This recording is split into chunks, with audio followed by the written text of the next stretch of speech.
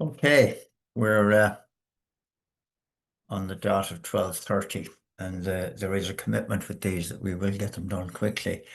Now, these sessions are titled School, and that implies that those who attend will learn something. All I know is what I know from observation, from reports, from reliable sources, and some of what I've learned I'm happy to share, and will include links to some of the sources at the end of the session. It's being recorded and as usual available when we're done. The slide deck will be sent out to all who participated, and the recording available if you feel it's useful. A little bit of background about us. Most of you will know that we're GRC software provider, as we recently added the Greenfeet, basically to recognize the fact that ESG is such a significant part of everybody's risk framework at this stage. So if anybody wants to know more about that, they can contact us, and I know some of you probably already have. So the agenda, we sat down and we thought through this and talked about trying to answer some questions, and this is at a fairly high level. So, question: Are we making progress? Will we all be impacted? Is behavior really changing? And do we really own it yet? So some of you will be familiar with the TV program Dad's Army. There are two characters in it, the Optimist and the Pessimist. So don't panic. Mr. Mannering is one of them, and the other one is we're doomed. We're all doomed. Frequent catchphrases often associated with climate change, and particularly when discussing climate action. Many pessimists out there and many optimists. And I have to admit to being an optimist. So you're going to get a fairly optimistic view today, although as realistic as pragmatic as possible, I hope. The EU as a collective is positive on the 2030 targets and beginning to look beyond it to 2035. There's a link to that progress report, and the summary is it's readable. So some of these things they tend to get very detailed, but that particular report, you see the link, it's readable. Some members, including Ireland, are behind.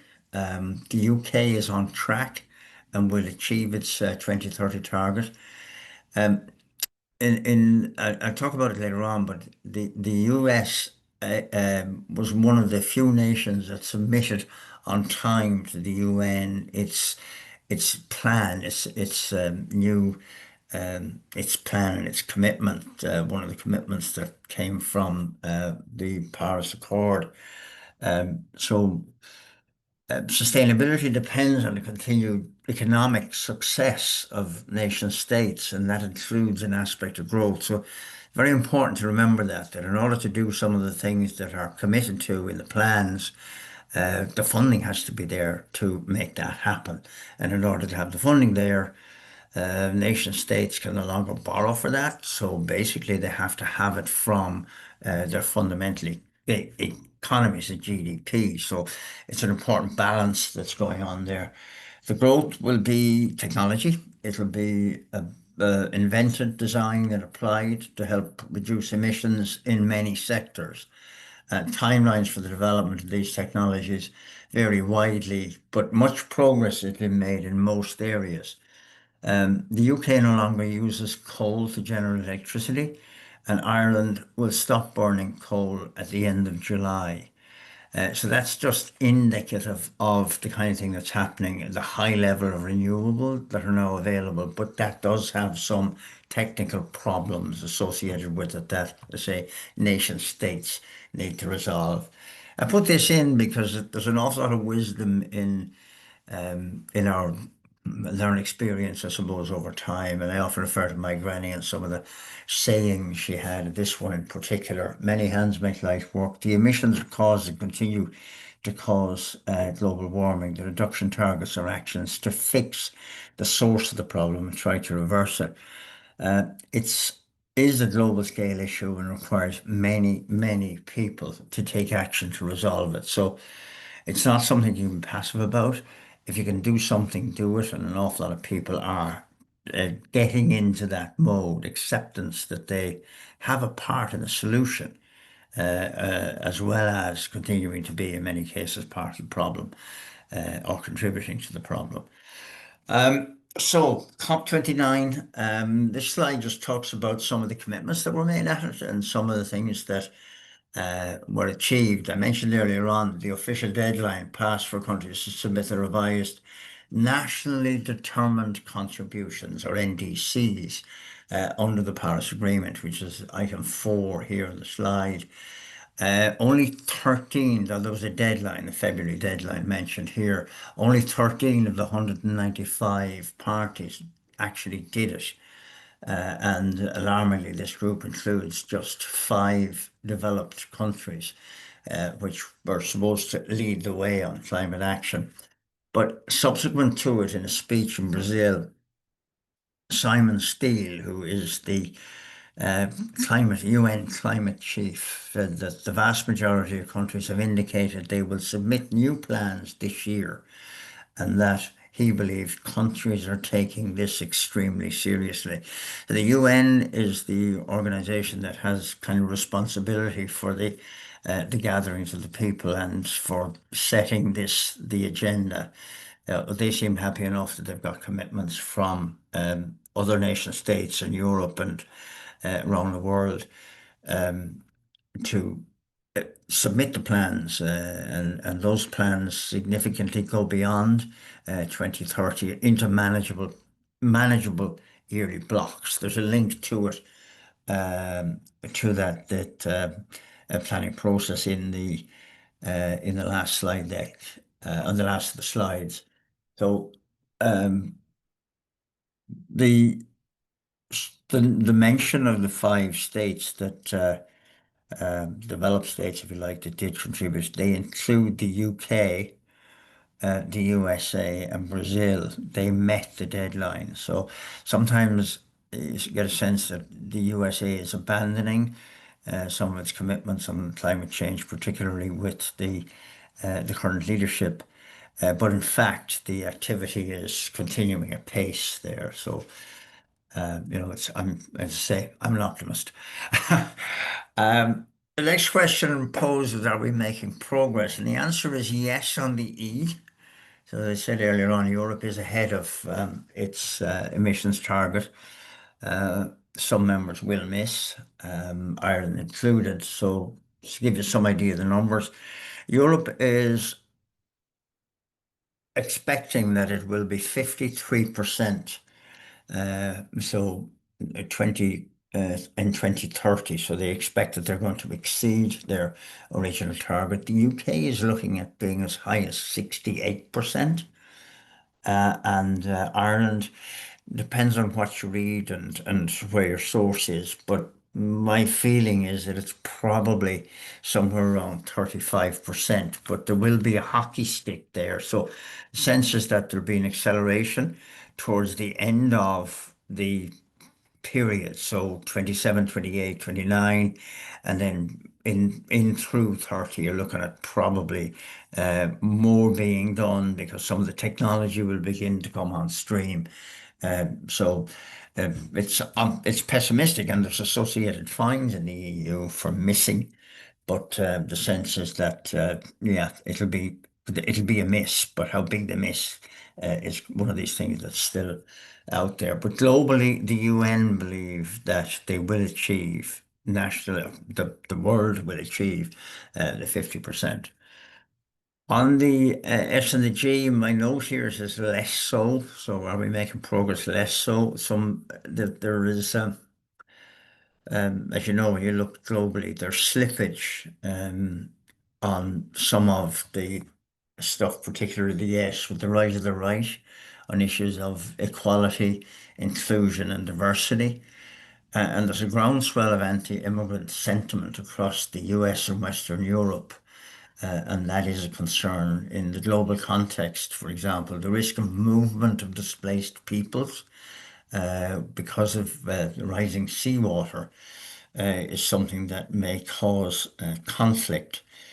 So when you look at it in the broadest risk, global risk terms, Some of the countries that are likely to be overtaken by the rising sea level significantly, probably the one of biggest concern because of its scale is Bangladesh. There is a concern that efforts need to be put in place to help that, prevent that, put in barriers, to put some capital into that, and that was one of the commitments that came from the COP. But as I say, the movement of people, to prevent the movement of people ideally, but the movement of peoples these days is causing additional conflict.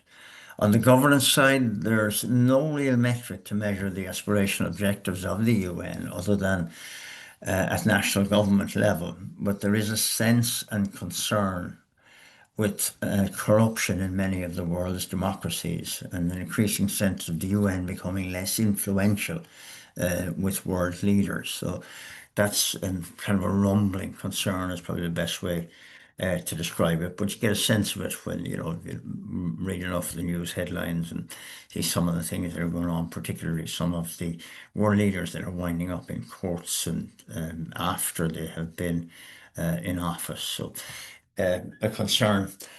Um,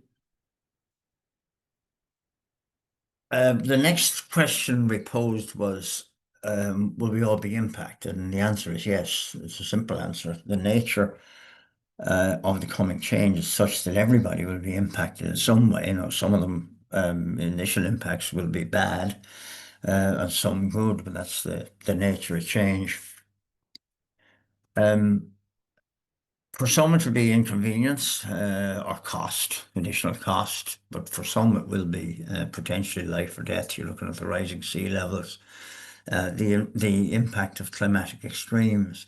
Probably one most recent was the effective disappearance of the village of Ballin in Switzerland, where as it was wiped out as a result of a melting glacier. Um, the other thing we're seeing is increasing difficulty to get insurance and more costly to get insurance cover, and that's because of the higher storm wind speeds, more severe damage to property and infrastructure, and flooding, floodplains being designated and wider designations, and that insurance issue also exasperated by the wind speeds that cause the spread of wildfires we saw in California. So there's that. I suppose one of the things we've got is we've got an awful lot of additional data, and I describe it here as that the degree to which we can measure things now, the degree to which we can sense these things is increasing. It's improving all the time. So there's more known unknowns being uncovered. So it's the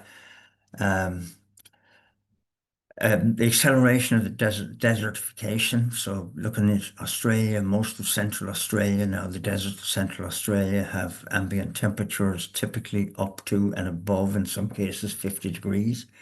And literally it can't support human life, and an awful lot of the other life that's in there is beginning to stress. You see the expansion of the deserts in Africa, both north and south, and in northern China.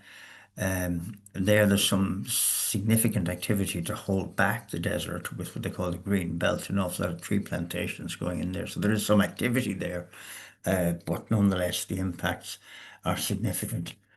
Um, the the next question posed was, is behavior changing? And I would say ish is probably the best way to describe it. Awareness is increasing globally. The opportunity to contribute to solutions is increasing also where possible. So I just cited a few here. Recycling volumes are increasing. EV uptake is increasing globally and across Europe.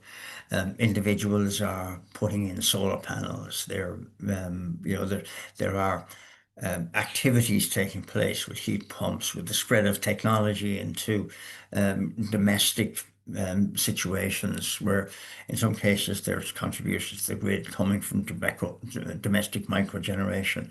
All these things sense that, yeah, behavior is changing, but at the same time, growth in air travel across the world is increasing. I think in many cases, in some developed countries, up to 9% growth year on year in air passenger travel. So that's people, for the most part, going either on business travel or on holidays. And yeah, so the behavior is, you'd have to modify it. But at the same time, that said, I'll always go back to the issue that says the solution is dependent on technology that requires investment. And if there is a recession or a slowdown in the growth of if national growth and countries have to begin to borrow to sustain where they're at with their social welfare programs or whatever their other programs are, the funds for the climate action issues begin to become stressed. So growth is not a bad thing, particularly when the technology is turning up. So behind every sector, there is dependence on the development of new technology to achieve, particularly the 2050 net zero goal. Some good progress has been made and some problems are emerging that will be very difficult to overcome.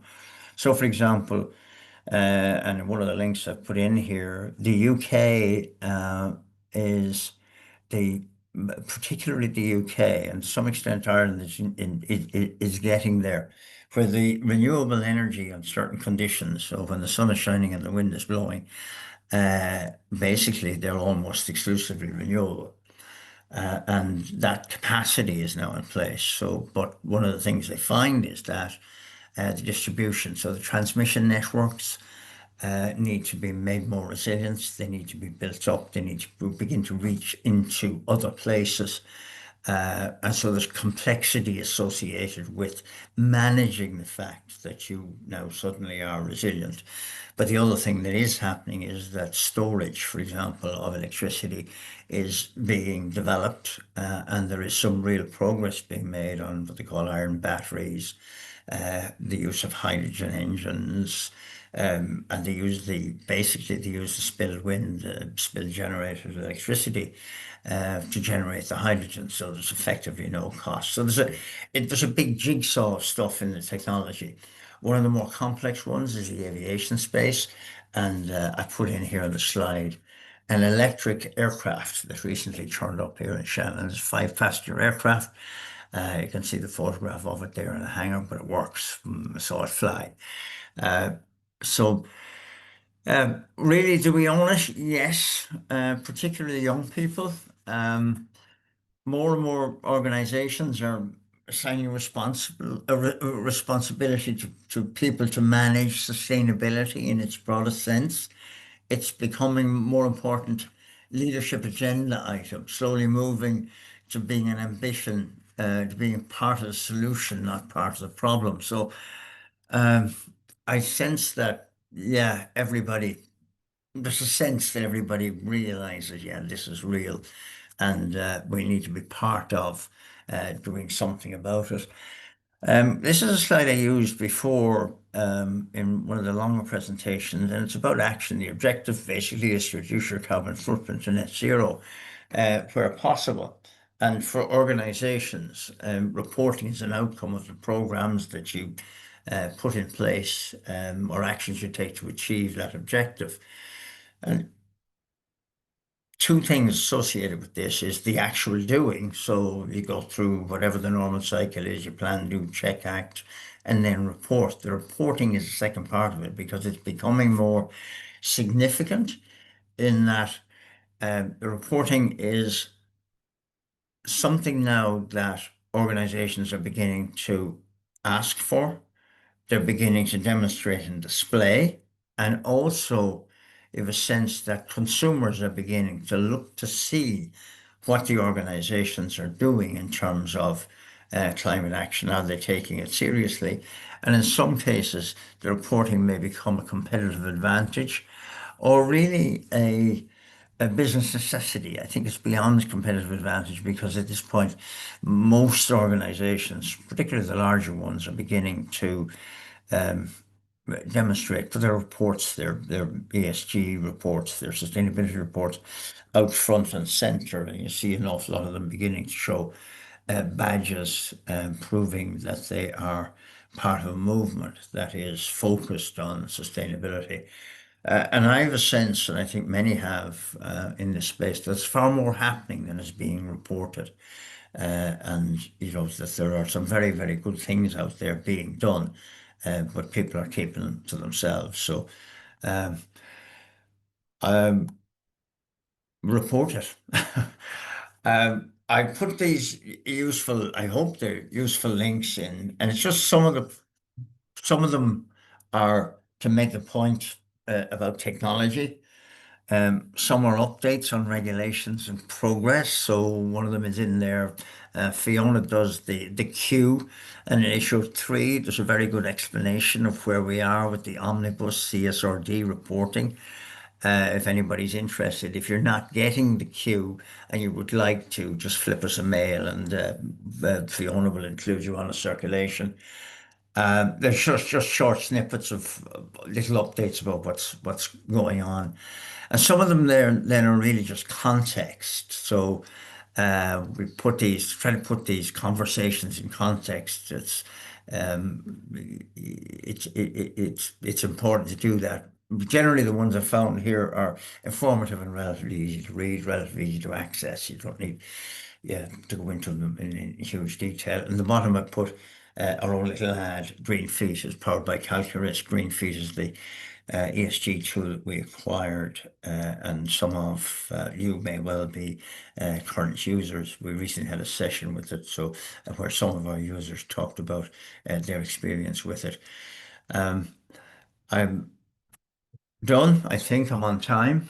Am I? I am. I'm a little bit over time. Apologies. That's me. Thank you very much for your time and attention. Appreciate it, and sorry for extending into your lunchtime. Any questions? Send us an email and let us know if this has been useful. Thank you very much.